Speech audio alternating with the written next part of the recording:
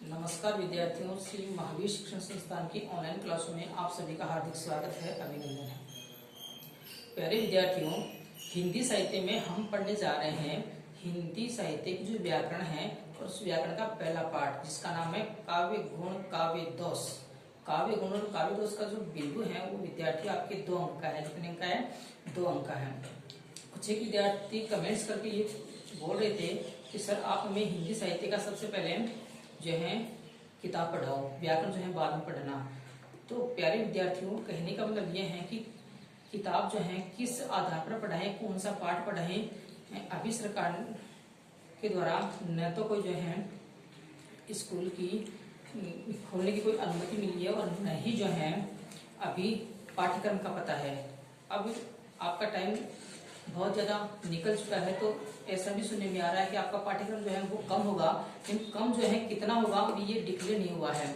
इसलिए अब जो है सरकार के आदेश अनुसार पाठ्यक्रम के अनुसार कि कौन कौन से पाठ आपके आएंगे सिलेबस में और कौन कौन से नहीं आएंगे, तो उसके हिसाब से आपको किताब जो है पढ़ाई जाएगी। और रही बात व्याकरण की, तो व्याकरण आपके आगे भी जो है काम आएंगे, इसलिए हम व्याकरण के बिंदु पढ़ लेते हैं। फिर हमारे जो है किताब रहेगी वो हम बाद में पढ़ लेंगे।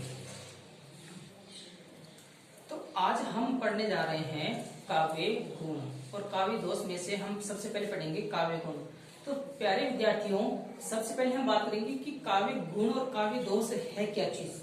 प्यारे विद्यार्थियों, जिस प्रकार से हर व्यक्ति में कोई ना कोई गुण होते हैं और कोई ना कोई दोष अवश्य होते हैं, ठीक उसी प्रकार से काव्य के अंदर भी गुण होते हैं और दोष होते हैं। तो काव्य गुण और काव्य दोष को किस प्रकार से परिभाषित किया गया है, ये कितने होते हैं, इनकी विशेषताएं क्या क्या है, आइए हम इनके बारे में चर्चा करते हैं।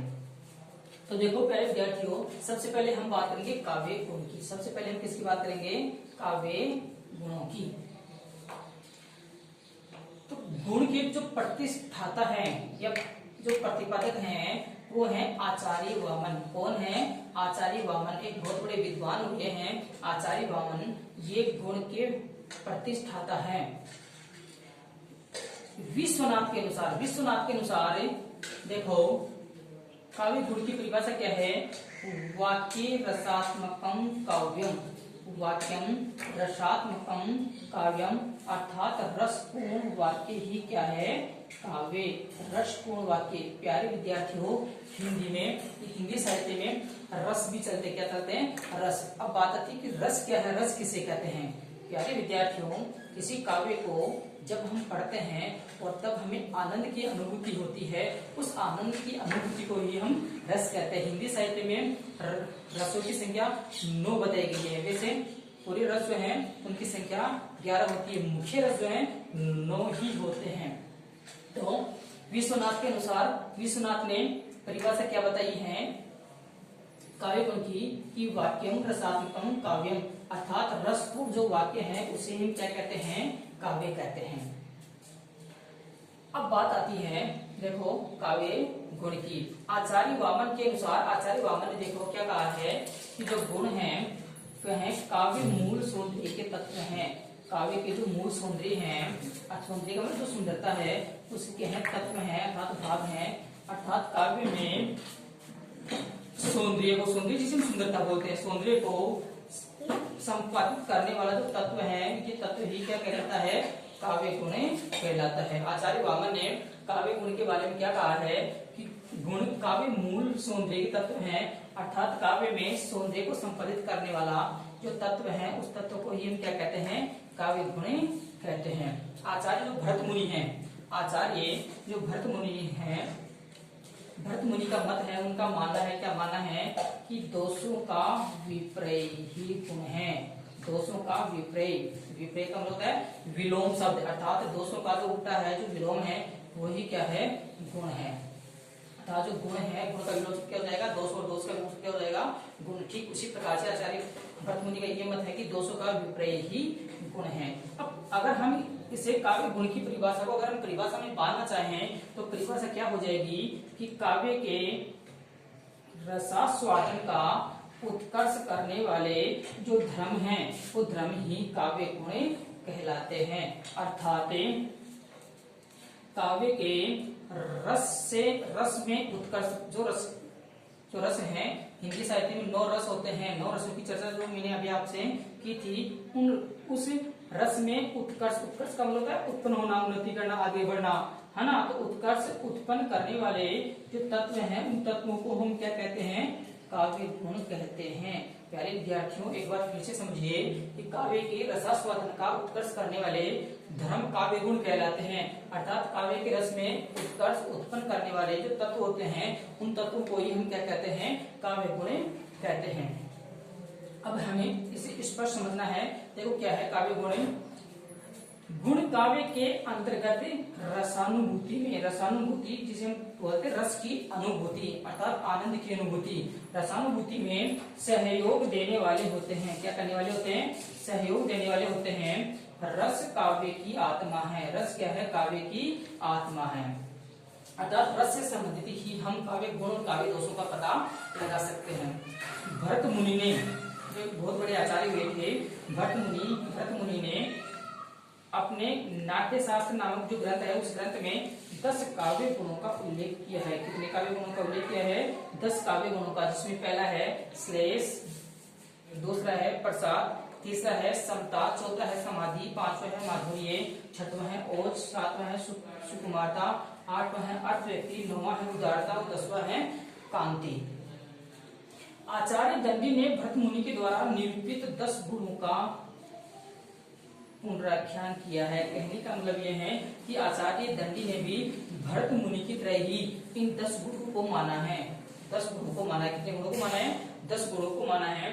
आचार्य वामन ने, आचार्य जो वामन है, आचार्य वामन ने भी 2 प्रकार के गुण बताए हैं। कितने प्रकार के गुण बताए हैं?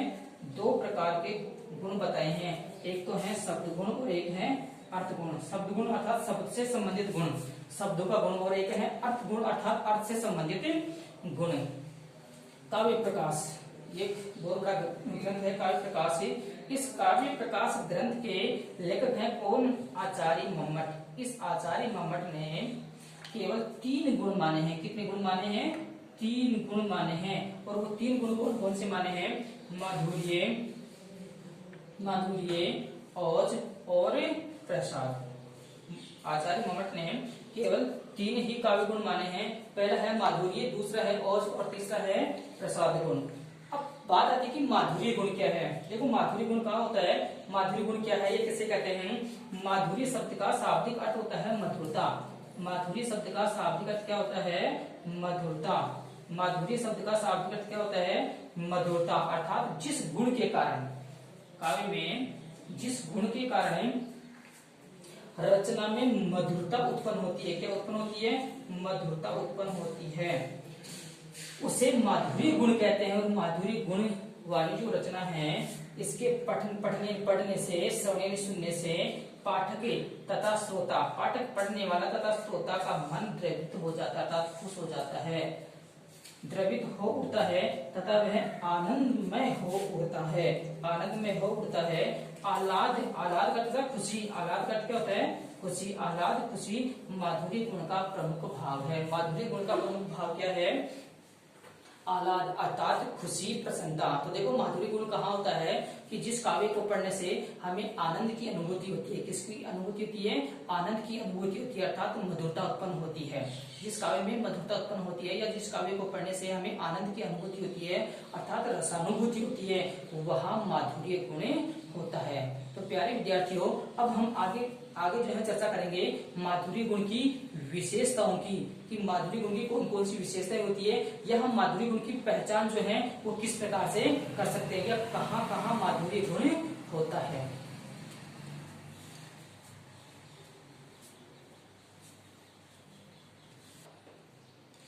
आइए विद्यार्थियों, अब हम बात करते हैं माधुर्य गुण की विशेषताएं और उनके उदाहरण जो है हम देखते हैं कि उनकी विशेषताएं क्या क्या है या कहाँ कहाँ जो है माधुर्य गुण होता है। तो सबसे पहले हम बात करेंगे माधुर्य गुण की विशेषताएं। देखो कहाँ कहाँ होता है माधुर्य गुण।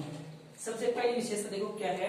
ट वर्ग। प्यारे विद्यार्थियों, ट वर्ग जो व्यंजन है, उन व्यंजनों में जो ट वर्ग है, इस ट वर्ग के अंतर्गत 5 बनाते हैं। ट, ठ, ड, ढ, न, यानी कि ट वाली जो लाइन है पूरी, जिसमें 5 वर्ण है, ट, ठ, ड, ढ, न, यानी कि ट वर्ग को छोड़कर ट वर्ग को छोड़कर कैसे मैतक, जिनको हम स्पर्श व्यंजन कहते हैं, क्या कहते हैं, स्पर्श व्यंजन या वर्गीय व्यंजन भी कहते हैं, इन वर्णों का सर्वाधिक जो है प्रयोग होगा।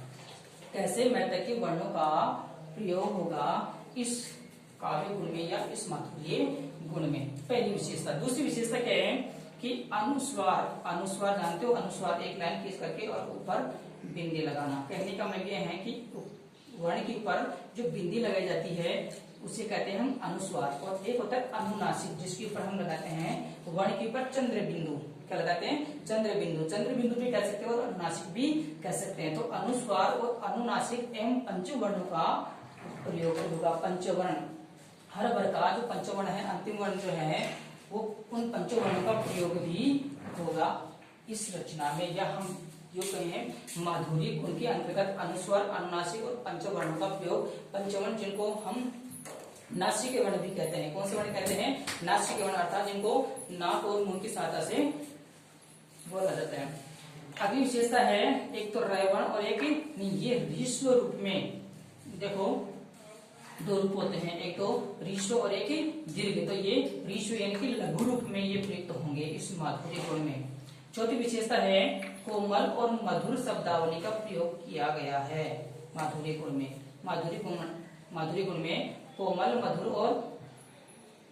कोमल मधुर शब्दावली का जो है प्रयोग किया जाता है और समास का प्रयोग नहीं होता है इसमें। समास व संयुक्त अक्षरों का प्रयोग नहीं होता है। समास व संयुक्त अक्षरों का अभाव होता है। अभाव का मतलब कमी होती है। समास कहने के बाद सामासिक शब्दों का प्रयोग नहीं होता है। और संयुक्त अक्षरों का मतलब जानते हो, के, इनको हम क्या बोलते हैं, संयुक्त अक्षर बोलते हैं। क्या बोलते हैं, संयुक्त अक्षर। एक श्रेय भी होता है, ये होते हैं संयुक्त अक्षर। क्या होते हैं, संयुक्त अक्षर। इन संयुक्त अक्षरों का प्रयोग भी नहीं होता है। कहने का मतलब यह है कि संयुक्त अक्षरों का प्रयोग बिल्कुल भी नहीं होता है और समास का प्रयोग भी नहीं होता है। या हम यूं कहें सामासिक वर्णों का या सामासिक शब्दों का प्रयोग भी इसमें बिल्कुल भी नहीं होता है। तो प्यारे विद्यार्थियों, ये माधुर्य गुण की विशेषता है। ट वर्ग का प्रयोग बिल्कुल भी नहीं होता है। ट वर्ग को छोड़ करके कैसे मैतक के जो जितने भी वर्ण हैं उन वर्णों का प्रयोग होगा माधुर्य गुण में या माधुर्य गुण से युक्त रचना में। अनुस्वार और अनुनासिक और पंचवर्णों का प्रयोग सर्वाधिक होगा।